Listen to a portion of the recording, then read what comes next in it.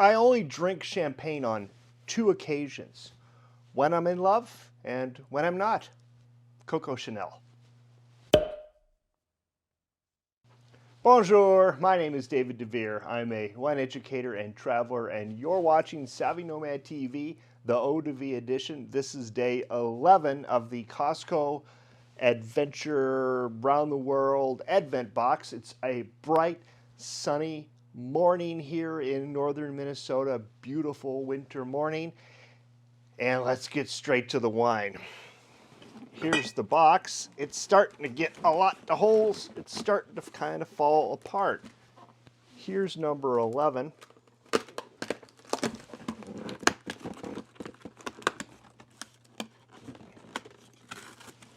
And I think 11 is fallen down onto 24. So pull it back up here. A seaworthy tale, Hungarian Blaufränkisch. Blaufränkisch. Blaufränkisch.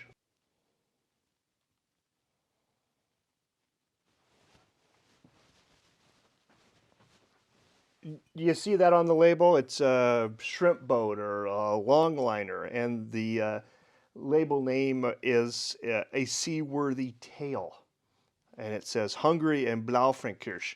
Let's just talk about the label for a second. Hungary doesn't have an ocean port. It doesn't have a coastline that meets the ocean. It's landlocked in the middle of Eastern Europe. So, odd label choice. I mean, they've got the Danube. You can put a river canal cruising ship on the Danube, but no shrimp boats. Okay, Blaufränkisch. Blaufränkisch is an old grape variety. It's fairly rare. It's made, and you can find it in well-appointed liquor stores. It's made frequently in Hungary, maybe a little bit in Germany. Blaufränkisch is its own unique expression. However, its parentage does reach back into France, as a lot of grape varieties are centered in that place called France. And its parentage goes back to Gamay, which is grown in the southern Burgundy regions in Beaujolais. And Gamay is a aromatic, light red wine. It can be made slightly tannic, and it's often turned into a Beaujolais Nouveau as one expression, but it can be made into its own ageable expression. Now, Blaufränkisch is a child of Gamay, so Gamay's a long time ago ancestor, and this grape variety, which grows mostly in Hungary, they plant more of it than anybody else. It should be light on the nose, but it should be red fruits, raspberries, strawberries, maybe a little bit of cherry, a little bit of peppery spice to it, or other spices, maybe cinnamon, something like that. That's a lot of things to ask from this little bottle of Blaufränkisch, but I really hope that it's got something in here because it's an interesting grape variety. And if you're looking for alternative red grape varieties or wines to Pinot Noir, or to Gamay, then Blaufränkisch just might be the ticket. So let's open it up and see what we get. All right, I have filled out the top of my tasting card. As always, link in the description to a free copy of the tasting card, or you can buy the book, Tasting Journal, link to Amazon to do that. Now, this has got a screw cap, and so, interestingly enough, this either is done for economy or simplicity, but often it's done to preserve freshness, to really make the wine preserve its characters early on in its winemaking process. Holy buckets, I just spilled all over the tasting card. Well, I was searching for a word and I found a drip. Okay, so swirl it up and let's look at it. It's very attractive. It is ruby colored. That's what I'm going to go with. Ruby. And it is aromatic. I can smell it straight off. I haven't gotten further than this. You've seen how close I've gotten to the wine, but I can smell it already. I hope we're going to get good aromatics out of this. Oh, it smells clean and cool. There is a little bit of Bing cherry in there. Maybe a touch of strawberry, a touch of sweetness. My mouth is actually kind of watering in anticipation.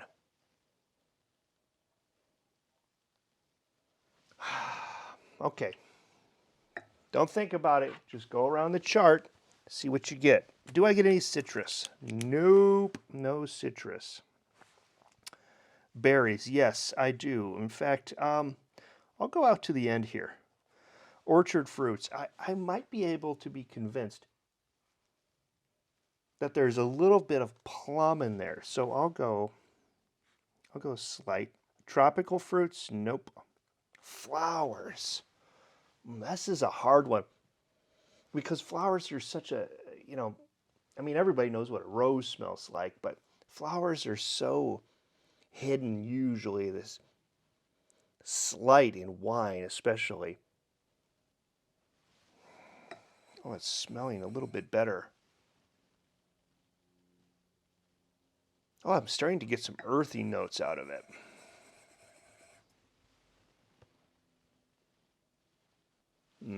Okay, back to flowers. I will go slight. Vegetable and herb, no. Roasted, maybe some vanilla.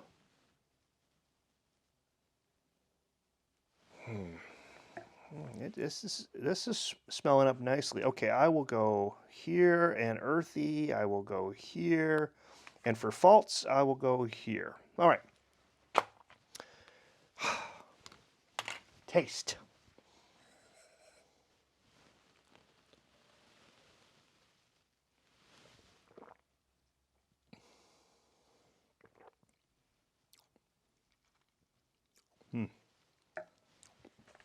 Okay.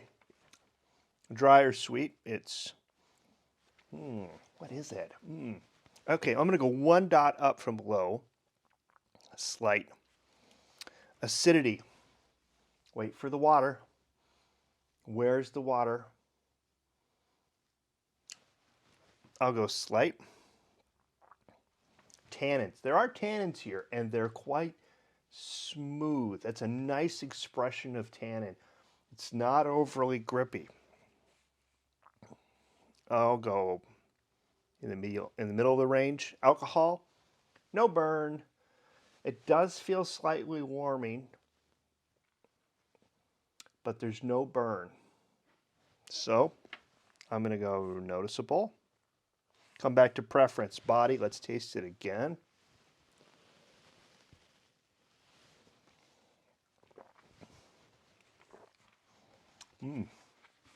I kind of like this wine.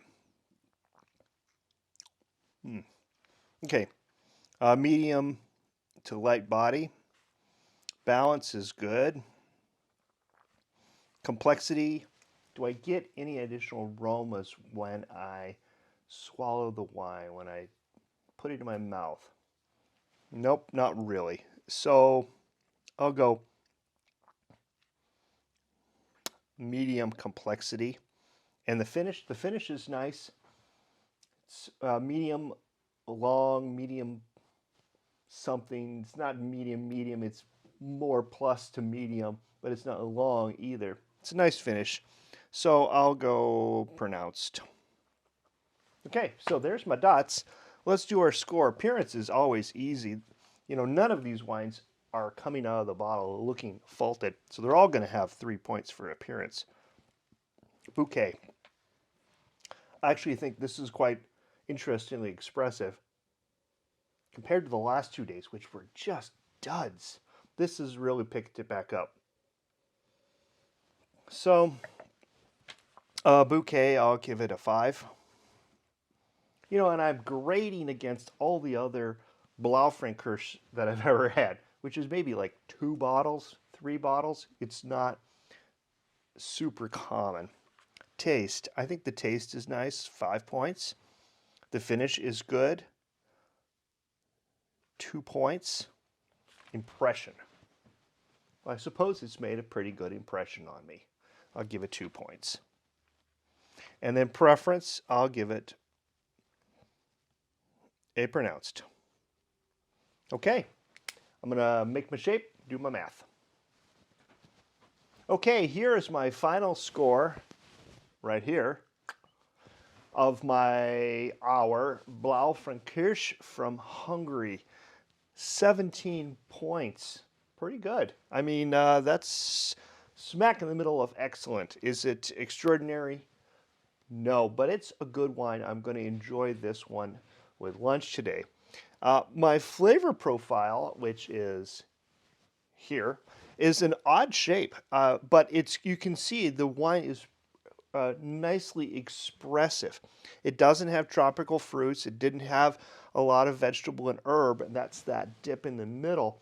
But boy, there's big wings here, and there's a nice rounded out shape at the bottom. It's not closed off as we saw in the last couple days with these very inexpressive wines. This one is quite expressive, and I did enjoy it. And that's what I want out of a wine. So nicely done. I like this. The only complaint I could ever have here, if we're trying to be critical, which I'm not trying to be critical, I'm just trying to grade it the way I see it, is the odd label. I mean,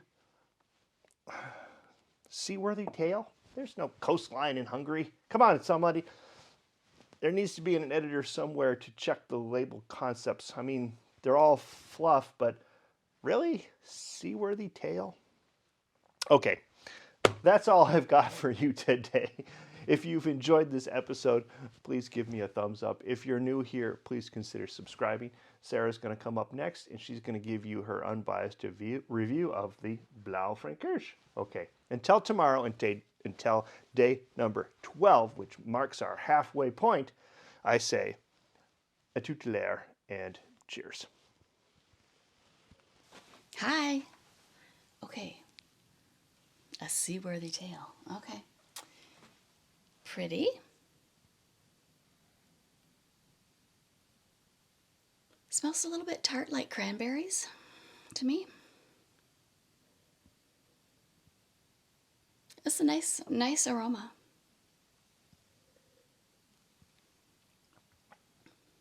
It's pretty sweet tart. Kind of bright. Kind of a long finish. This might be a winner. What?